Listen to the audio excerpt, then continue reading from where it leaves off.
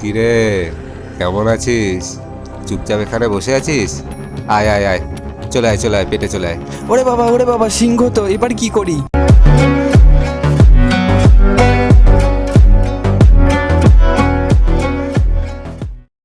এক বনে একদিন একটি হরিণ গাছের নিচে বসে বিশ্রাম নিচ্ছিল। উফ, যা গরম পড়েছে, এত রোদে কি আর ঘাস খাওয়া যায়? এই গাছটার নিচে বসে 2-5 মিনিট জিরিয়ে নি বাবা। কিন্তু হরিণ জানতো না সেই এলাকাটা ছিল একটা সিংহের ডেরা। তাকে বসে থাকতে দেখে হঠাৎ করে সিংহ তার সামনে লাফিয়ে আসলো।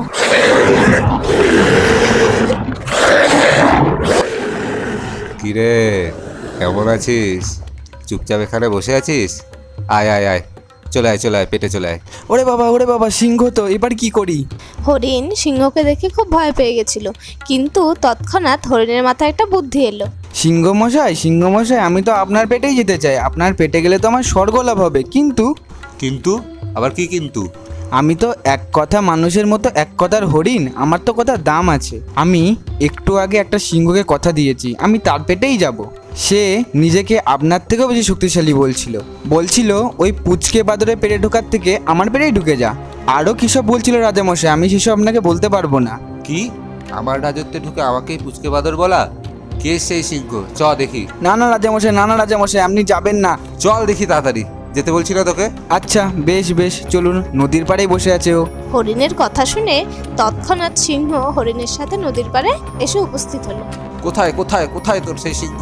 ডাক তাকে। রাজামশাই একটু এগিয়ে দেখুন, ওই নদীর ভেতরেই বসে আছে আপনার ভয়ে।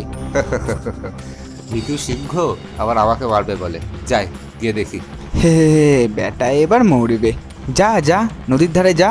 সিংহ এগিয়ে গেল নদীর ধারে, আর হরিণ দূরেই বসে থাকলো। আর এইভাবেই হরিণের প্ল্যান খেটে গেল। নদীর পাড়ে গিয়ে নদীতে উঁকি মারতেই জলের মধ্যে ভেসে উঠল সিংহের ছায়া। সেই ছায়া দেখে সিংহ সত্যিই ভাবলো হয়তো নদীতে সেই সিংহ লুকিয়ে বসে আছে।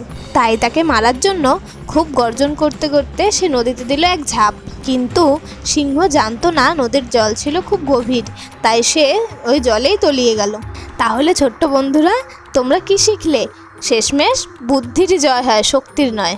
আমাদের এই গল্পটা ভালো লেগে থাকলে লাইক, কমেন্ট এবং শেয়ার করে দাও। আর চ্যানেলটিতে নতুন হয়ে থাকলে চ্যানেলটিকে সাবস্ক্রাইব করে বেল বাটনটি ক্লিক করতে ভুলো না।